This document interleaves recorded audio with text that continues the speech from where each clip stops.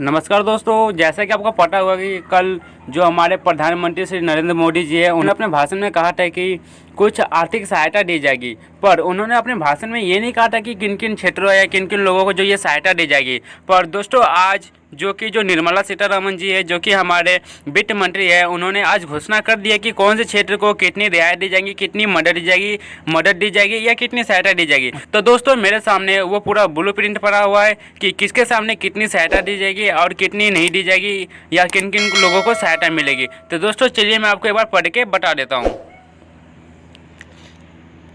20 लाख करोड़ रुपए के आत्मनिर्भर भारत अभियान के तहत वित्त मंत्री निर्मला सीतारमण ने बुधवार को 15 घोषणा की है। इनमें से 6 घोषणाएं छोटे मझोले उद्योग के लिए, 3 घोषणाएं टैक्स से जुड़ी है, 2 ऐलान एम्प्लॉयमेंट प्रोविडेंट फंड पर और 2 घोषणाएं नॉन बैंकिंग फाइनेंस कंपनियों के लिए और 1 घोषणाएं पावर डिस्ट्रीब्यूशन कंपनियों और रियल एस्टेट सेक्टर के लिए।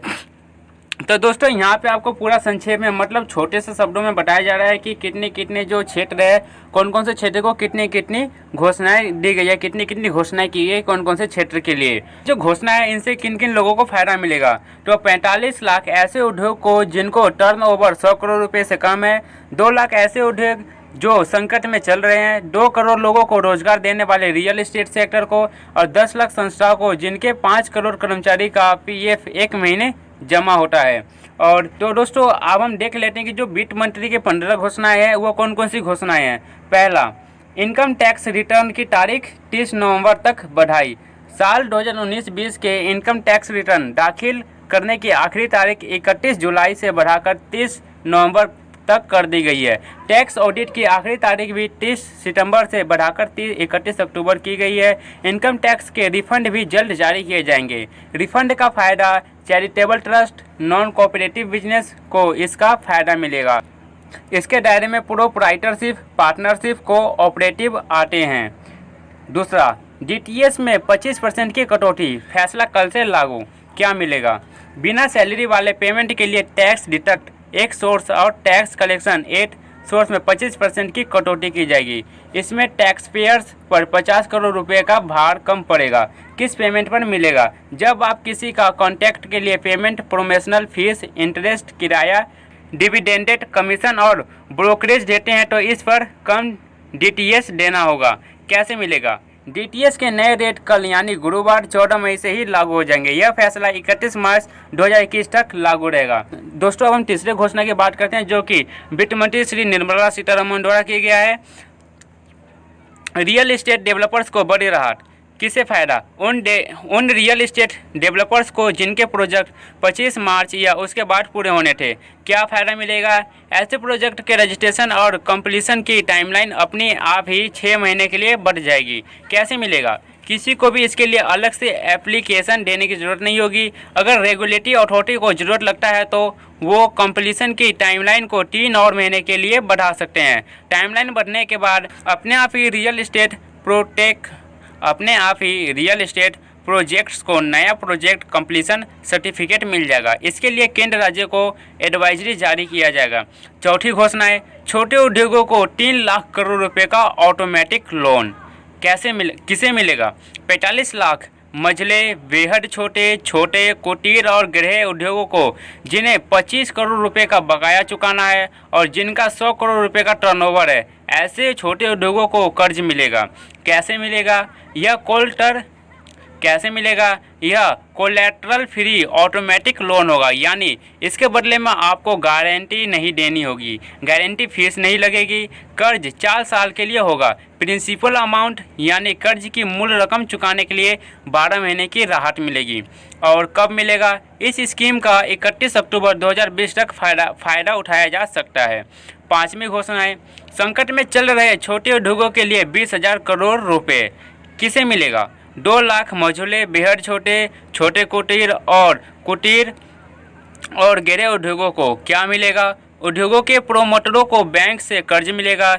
इसके दायरे में ऐसे उद्योग आएंगे जो नॉन फॉर्मिंग असेंटेंस हो चुके हैं या संकट में चल रहे हैं। कैसे मिलेगा? सरकार credit guarantee fund trust for micro and small enterprises को पैसा देगी। यह ट्रस्ट बैंकों को पैसा देगा, फिर बैंकों को उद्योग को फंड मिलेगा। फिर बैंकों से उद्योगों को फंड मिलेगा।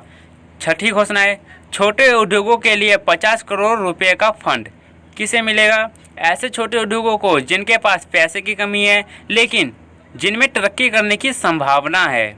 क्या मिलेगा? 10,000 करोड़ रुपए की शुरुआत के साथ एक फंड बनाया जाएगा। यह मदद फंड होगा। इसी के जरिए 50,000 करोड़ रुपए का डॉटर फंड जुटाया जाएगा। और कैसे मिलेगा? छोटे उद्योगों को अपना आकार बढ़ाने में मदद मिलेगी। उन्हें स्टॉक एक्सचेंज में लिस्ट होने के लिए प्रेरित किया जाएगा। 7वीं घोषणा है, MSME की परिभाषा बदली। क्या हुआ? मैन्युफैक्चरिंग और सर्विस सेक्टर के लिए अब छोटे उद्योग की परिभाषा एक ही कर दी गई है। माइक्रो यानी बेहद छोटे उद्योग वे कहलाएंगे जहां 1 करोड़ का निवेश है और 5 करोड़ का टर्नओवर है। स्मॉल यानी छोटे उद्योग वे कहलाएंगे जहां 10 करोड़ का निवेश है और 50 करोड़ का टर्नओवर है। और मीडियम यानी मझोले उद्योग वे कहलाएंगे जहां 20 करोड़ का निवेश है और 100 करोड़ का टर्नओवर है। फायदा क्या होगा? अब ज़्यादा उद्योग MSMI के दायरे में आ जाएंगे। 8वीं घोषणा है, 2,000 करोड़ रुपए तक के सरकारी टेंडर में देश के उद्योगों को मौका मिलेगा। पहले इसमें क्या होता था? ग्लोबल टेंडर की वजह से विदेशी कंपनियां टेंडर हासिल करने की दौड़ में होती थी और घरेलू छोटे उद्योगों को मौका नहीं मिलता था। अब क्या होगा? सरकार अगर 2,000 करोड़ रुपए तक की खरीद करेगी तो इसके लिए ग्लोबल टेंडर जारी नहीं किया जाएगा। जनरल फाइनेंसिंग रूल्स में बदलाव किया जाएगा ताकि देश के छोटे उद्योग को टेंडर हासिल करने का मौका मिल सके। 9वीं घोषणाएं हैं, छोटे उद्योगों का बकाया चुकाया जाएगा। सरकार और सरकारी उद्यम अगले 45 दिन में MSME के सभी बकायों का भुगतान कर देगी। 10वीं घोषणाएं, EPF में 2500 करोड़ का सपोर्ट। क्या मिलेगा? प्रधानमंत्री गरीब कल्याण पैकेज के तहत एम्प्लॉयमेंट प्रोविडेंट फंड में एम्प्लॉयमेंट का 12% और एम्प्लॉय का 12% हिस्सा दिया जाएगा। दोस्तों, अब हम बात करते हैं अपनी 10वीं घोषणा की। EPF में 2500 करोड़ का सपोर्ट। क्या मिलेगा?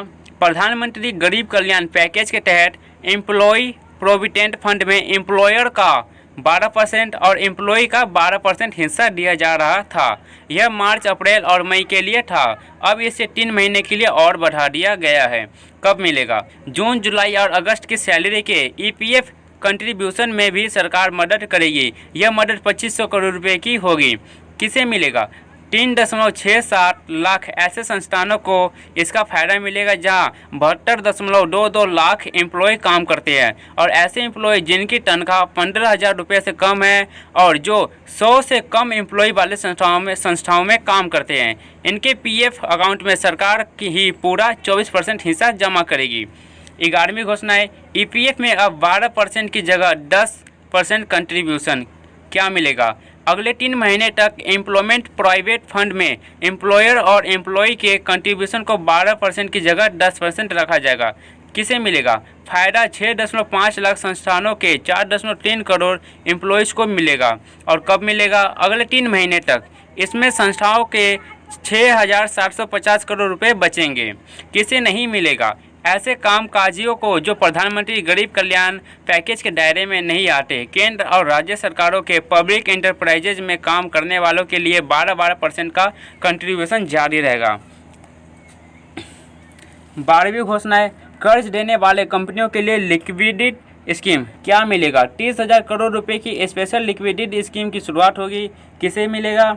नॉन बैंकिंग फाइनेंस कंपनियां, हाउसिंग फाइनेंस कंपनियां और माइक्रो फाइनेंस इंस्टीट्यूशन को जिन्हें बाजार से पैसा जुटाने में दिक्कत होती है। और इन्हें कैसे मिलेगा? इस फंड की पूरी गारंटी सरकार देगी। 13वीं घोषणा है, कर्ज देने वाली कंपनियों के लिए गारंटी स्कीम। क्या मिलेगा? 45,000 करोड़ रुपए की पार्शियल गारंटी स्कीम। किसे मिलेगा? नॉन बैंकिंग फाइनेंस कंपनियां, हाउसिंग फाइनेंस कंपनियां और माइक्रो फाइनेंस इंस्टीट्यूशन को जिनकी क्रेडिट रेटिंग कम है और MSME या इंडिविजुअल्स को कर्ज देना चाहती है। कैसे मिलेगा? कर्ज देने पर अगर नुकसान होता है तो इसका 20% भार सरकार उठाएगी। और 14वीं घोषणा है, पावर डिस्ट्रीब्यूशन कंपनी को मदद। क्या मिलेगा?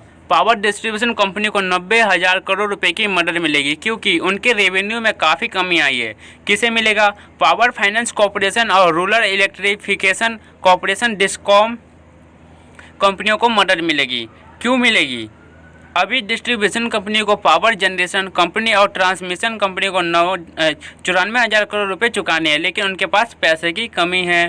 15वीं और लास्ट घोषणा है, कंस्ट्रक्टर्स को राहत। रेलवे, सड़क परिवहन, राजमार्ग और CPDW जैसे सेंट्रल एजेंसियों को कंस्ट्रक्शन को अपने प्रोजेक्ट पूरे करने के लिए 6 और महीने तक का वक्त दिया गया है।